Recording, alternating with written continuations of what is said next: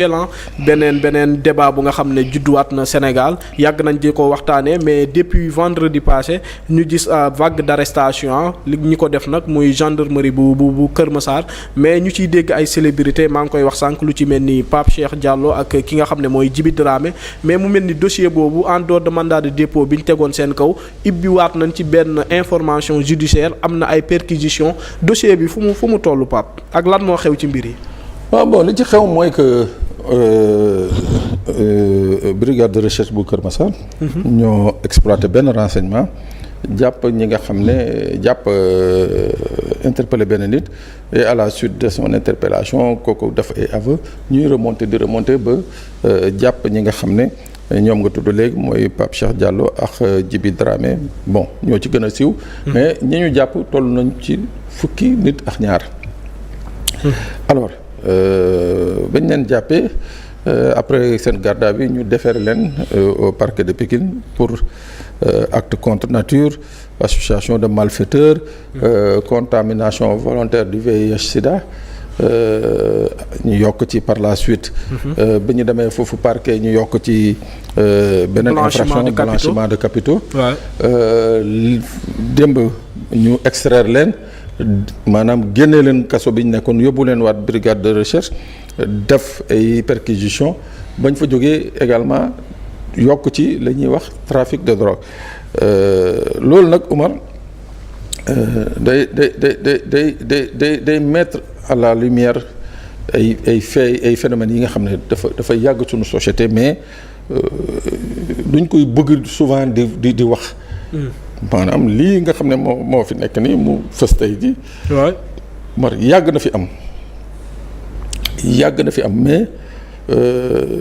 ñun on est une société bi nga xam ne très puritaine yu ci bëri du ñu nangu di wax du ñu nangu di kii mais soo xoolee ce phénomène là je salue Mame Makhtar Gueye au passage. Jamra ñu ngi koy nuyu bu baax. gis nga Oumar phénomène borom ñaari tur yi. il faut pas se leurrer il faut pas se voiler la face c'est un phénomène bi nga xam ne. dafa yàgg fii ba maanaam jël fi am fi ay racines daf fi yàgg parce que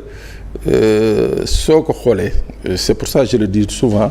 de par mon expérience moi je trouve que ces gens ñoom ñëpp pour man c'est des malades. Des malades? Non pour man c'est des malades c'est-à-dire c'est des gens qui ont besoin ñu faj leen. boo xoolee ñoom ñëpp seen trajectoire bu weesoo ñi nga xam ne li tax ñu dugg ci mooy ut këyit pour dem Europe wala ut ci xaalis ñi nga xam ne dañ ko doon la plupart laa la wax dañuy def ce qu'on appelle de la restitution mooy ñi nga xam ne à bas âge dañ leen sàkku moo xam ci yan circonstances mais dañ leen sàkku seen biir kër ci mbedd bi école et tout fu mu munti demee dañ leen di sàkku donc ñooñu bu ñu demee ba benn moment am fu ñu toll dañuy def ce qu'on appelle de la restitution mooy maanaam dañuy fayu ñoom dañuy ut ñi nga xam ne donc moo tax ma ne dafa yàgg fii ñu koy nëppal di ci kii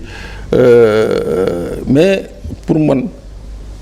ces gens ont tous besoin d'assistance psychologique d'assistance médicale. waaw. mais Pape li ci doy waar sànq yaa ngi koy wax muy wàllum VIH bi nga xam ne dañ ko doon transmettre volontairement ay nit jàngoro bii di Sida xam nañ Sénégal fii ak stigmatisation bi nga xam ne mi ngi ciy am soo demee ba yor ko mu leer na ne yow yor nga ko nga koy transmettre nit loolu moom c'est un acte purement criminel. waaw bon xam nga dans la transmission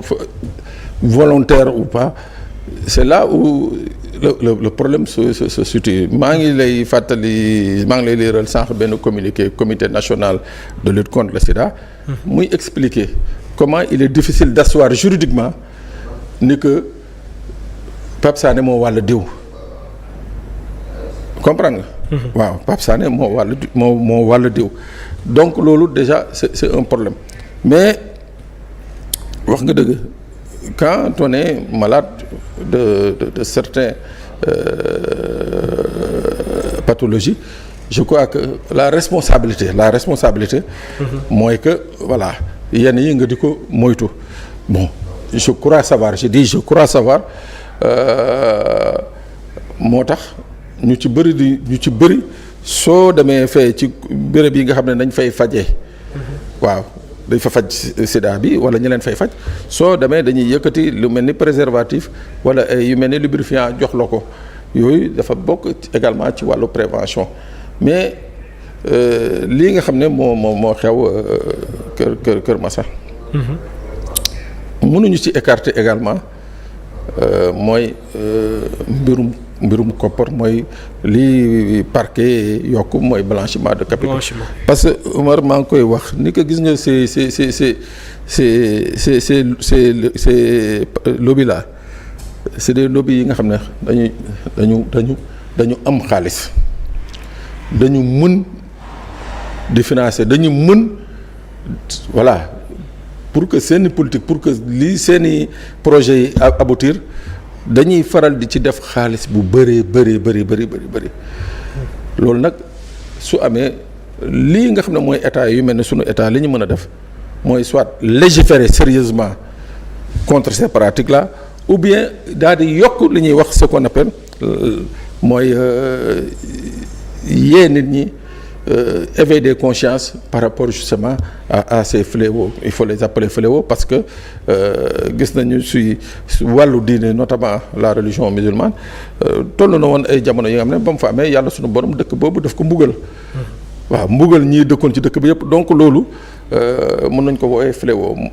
à mon avis je crois que le gouvernement doit mettre l'accent d'abord sur la formation l'information ba nit ñi xam ce que cela représente même si cela ne peut pas freiner li nga xam ne mooy pratique yi mais au moins dana permettre nit ñi am cas de conscience surtout par rapport à cette histoire de VIH sida là parce que tamit c'est une question de salubrité de santé publique bi nga xam ne sénégalais bu nekk daf ko war a jël en compte imaginer nga déjà avec les petits moyens que le Sénégal a ñu nar fi indi benn genre contamination à une grande échelle. Mais ça c'est extrême. te ci cas bi nag dàquñ ko ci de parce que chaîne bi gudd na xamuñ fan la yem. non moom laa la wax c'est-à-dire yii foo ko natt rek. bu yóbboo nga xeeb ko quoi. parce que dafa am d'abord je dis dafa am ñi nga xam ne xaalis moo leen ci dugal. comme jigéen ñi nu ñuy taxawee di jaay seen bopp. noonu la amee ay góor yi nga xam ne dañ koy def di jaay seen bopp defuñu ko parce que ñoom ay góor jigéen nañu dañ koy def parce que y a l'appât du gain mooy xaalis bi waaw am ña nga xam ne nag ñoom dañ ko maanaam ñoom daal dañ ko assumer quoi. ñoom vice la ci ñoom waaw vice la ci ñoom bokkul ak donc loolu yëpp boo ko boolee c'est un cocktail bi nga xam ne waaw mun na doon plusieurs dizaines ou même plusieurs centaines de personnes yi nga xam ne ñu ngi ci genre lobby yooyu. C'est un travail bi nga xam ne nag toutes les organisations parents yi écoles yi universités yi takk der yi ministère de la santé ñëpp dañu war a retrousser les manches pour essayer au moins de la manière la plus évoluée attirer l'attention des gens sur le danger bi nga xam ne mooy ces pratiques LGBT. maa ngi koy wax sànq Djiby Dramé ak ñoom Pape Cheikh ñëpp li nga xam ne mooy takk der yi wàcc nañ seen kër yi am na yu ñu fa fekk nag ñu ñuy wax wàllum ay préservatifs lu jëm ci wàllum li nga xam ne mooy drogue mais les avocats de ki nga xam ne mooy Djiby Dramé ñoom voilà nee nañ dinañ porte plainte le commandant bi nga xam ne moo nekk fële ci gendarmerie parce que jàpp nañ ne am na yu tegginuwul yu nga xam ne am na ci enquête bi loolu noo ko gisee. Bon xam nga c'est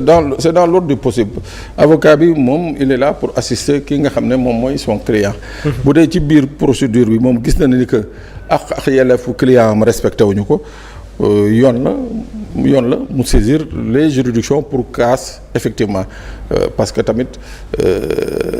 enquête boo gis dañuy lii nga xam ne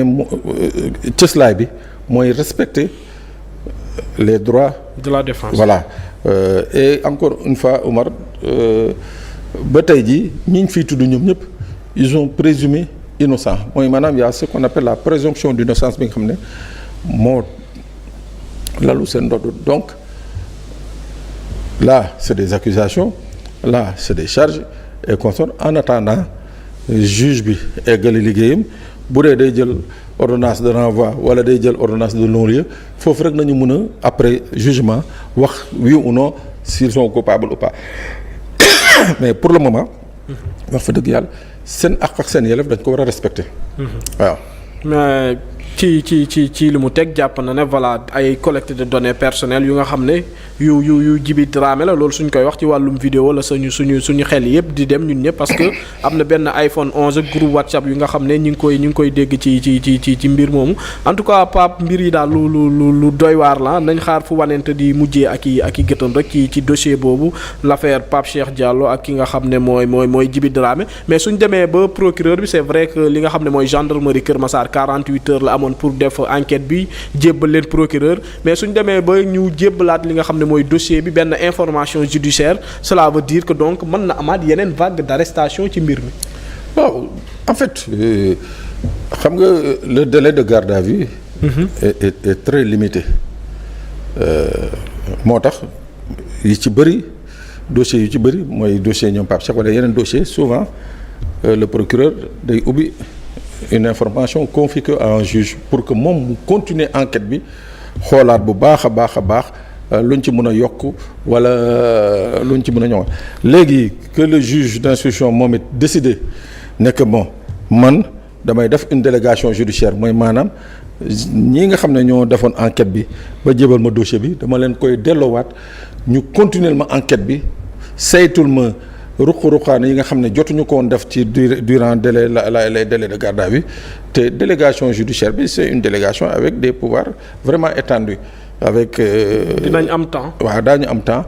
gëstu li nga xam ne mënuñu ko woon gëstu durant li nga xam ne moom mooy garde à vue bi donc il faut effectivement s'attendre à ce qu'il y ait de nouvelles interpellations. en tout cas ñu ngi koy xaar dinañ topp dossier bu baax a baax lii moom c'est une affaire de santé publique comme ni ko Sénégalais yëpp waxee parce que li ci làqu moo bëri ñu waxtaanee leneen rek muy exploitation de zircon bi nga xam ne moo nekk fële ca Niafrang boobu